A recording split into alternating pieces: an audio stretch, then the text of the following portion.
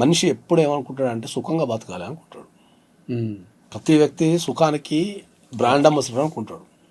ప్రపంచంలో ప్రతి పదానికి ఒక డెఫినేషన్ ఉంటుంది. అట్లనే మనిషి అనే పదానికి డెఫినేషన్ ఏంది అంటే మనిషి అంటేనే కష్టం. జీవితం అంటే ఏంది? జీవితం అంటే ఏం చెప్పు? ఒక కష్టం నుంచి ఇంకో కష్టానికి ప్రయాణించడమే జీవితం. ఆ మధ్యలో చిన్న చిన్న గ్యాప్స్ ఉంటాయి చూడు, అది సుఖం. ఆ చిన్న చిన్న గ్యాప్స్ వీడు జీవితాంతం కావాలనుకుంటాడు, ఈ కష్టాల గ్యాప్లోకి వెళ్ళిపోవాలనుకుంటాడు. వాడు ఇప్పుడు చదివేటాడు ఏమనుకుంటాడు తెలుసా? అబ్బా డిగ్రీ అయిపోయి నాకు ఒక టాప్ మోస్ట్ కంపెనీలో నెలకు ₹1,00,000 ఇస్తున్న జీతం సెట్ రావయ్యని సపోర్ట్ కొడతాడు. కొడతాడా? కొట్టగానే వాడు జీతం వీడు అనుకున్నట్టు డిగ్రీ అయిపోతుంది, వాడికి టాప్ మోస్ట్ కంపెనీలో జీతం వస్తుంది, మళ్ళీ ఇంకోసం దానికోసం తెలవాలి చదువుతాడు. తెలవాలి జీతం వాడు జాబ్ లెక్కగానే ఒక 2 రోజులు ప్రపంచాన్ని అంతా మిసాలు తిప్పుడే అని తిరుగుతాడు. ఇంకోటి రెడీ ఉంటుంది దానికి.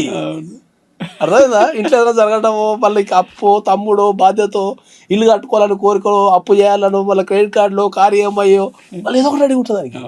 ఆ జాబ్ లేకుండా 2 రోజులు చేస్తాడు, మళ్ళీ ఇంకో రెడీ ఉంటుంది కష్టం. ఇల్లు కట్టుకుంటే చాలా అబ్బా అనుకుంటాడు.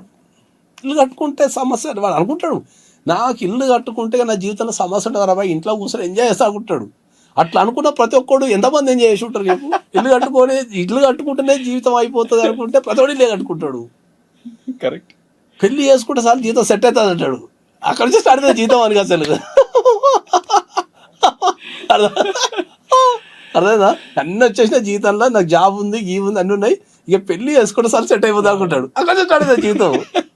సో ఈ సూత్రం కనుక ఎవరికైనా అర్థమైతే కష్టాలను వాడు ఎంజాయ్ చేస్తాడు. ఏంది జీవితం అంటే?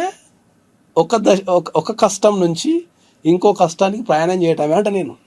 బ్యూటిఫుల్. అంతే ఇక దానికి life is not a rocket science. So ఒక కష్టం నుంచి ఇంకో కష్టానికి వెళ్తావు, నీ మైండ్ ప్రిపేర్ చేసుకుంటే నీకు ఏ కష్టం వచ్చినా నువ్వు వెల్కమ్ చేస్తావు. ఓ వచ్చే అమ్మాయి నెక్స్ట్ నువ్వేమోదా నీ సంగతి కూడా తెలుసు అంటావు, ఫిక్స్ అయిపోతావు. కాబట్టి నీకు ప్రెషర్ ఉండదు. ఓ ఇది కట్టుకొని ఇప్పుడు ఇది అయితే నెక్స్ట్ ఇది ఉంటుంది కదా, దా అని పిలవాలి మనం. దా ఒక నెల రెస్ట్ తీసుకొని కొద్దిగా దా అని పిలిచినావు అనుకో, నువ్వు ఆ సమస్యలు ఎంజాయ్ చేస్తావు. ఇంకా స్ట్రెస్ ఎక్కడిది? ఇది ఒక్కటే మళ్ళీ చెప్పండి. భలే ఉంది, నాకు తెలిసి కన్ఫర్మ్ గా వైరల్ అవుతుంది. మనం కట్ చేసి పెడదాం. వైరల్ అని కాదు, జీవిత విధానం ఇది. భలే ఉంది అసలు జీవిత విధానం ఇది.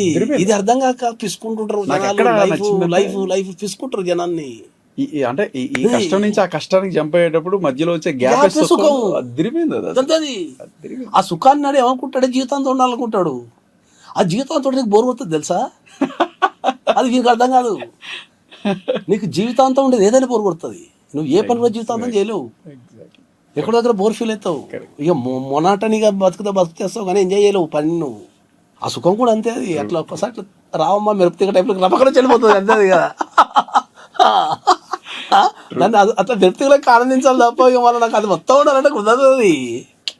అది ఏదో ఒక సమస్య, బ్రేకప్ అనో, లవ్ ఫెయిల్యూర్ అనో, లేకపోతే ఫైనాన్షియల్ ఇష్యూసో, హెల్త్ ఇష్యూసో. కొన్నిసార్లు మంచిగా ఉంటాడు, కిడ్నీలు ఖరాబ్ అవుతాయి. ఇంట్లో ఫాదర్కి ఏమైనా ప్రాబ్లం రావటము, లేకపోతే బాధ్యతలు ఎత్తుకోవటము, ఏదో ఒక బతికినంత కాలం ప్రతి మనిషి కట్టేది ఎలాగేందంటే, ఎవడైనా నువ్వు పుట్టిన ప్రతి వ్యక్తిని వాడిని ఏమన్నా అడుగు చూడు, వాడి జీవితాంతం మొత్తం కష్టాలు పడ్డానే చెప్తుంటాడు. ఒక్కడన్నా నేను సుఖంగా ఫుల్ జీవితాన్ని అనుభవించి నానే చేసి చెప్పలేడు ఎప్పటికీ మంచి చెప్పడు. జీవితాంతం మొత్తం కష్టాలు పడ్డాక నాకు సుఖం ఎప్పుడు వస్తుందో అనుకుంటా తిరుగుతుంటాడు. సో ఎవరైనా సరే స్ట్రెస్ ఫీల్ కావద్దు అంటే వాళ్ళు సింపుల్ అర్థం చేసుకోవాల్సింది ఏంటంటే, ఒక బస్ ఎక్కి ఇంకో బస్సుకు అంతే, మధ్యలో స్టాఫ్ ఉంటుంది చూడు, గదే సుఖం. ప్రయాణం చేస్తూ కష్టాల మీద ప్రయాణం చేస్తేనే జీవితం. అది అర్థం కానంత కాలమే నీకు ప్రతిదీ ఇట్లా భారంగా కష్టంగా అనిపిస్తుంది. అయ్యమ్మ బాగా అనిపిస్తుంది. కానీ అది కష్టం ఎదుర్కోవాల్సిందే, నాకు వేరే ఆప్షన్ లేదు, I have to face it. Okay అని నువ్వు ముందే ఆహ్వానించినావు అనుకో, దాన్ని నువ్వు ముందే రెడ్ కార్పెట్ వేసి రామయ్య గారా నాకు రెస్ట్ అయిపోయింది అన్నావంటే అసలు నీకు ఏ కష్టం కూడా, ప్రతి కష్టానికి ఇష్టం అయిపోతుంది తెలుసా. ఆ కష్టాన్ని ఛాలెంజింగ్ ఎదుర్కొంటూనే మజా వస్తుంది, డిఫరెంట్ ఐడియాస్ వస్తాయి, దాన్ని ఎంజాయ్ చేయాలని. రైట్ కమాన్ నెక్స్ట్ ఏంది దా నీ సంగతి చెప్తారా అనుకుంటా మనం పిలిచినాం అనుకో, నీకు దాంట్లో కూడా ఎంజాయ్ చేస్తారు.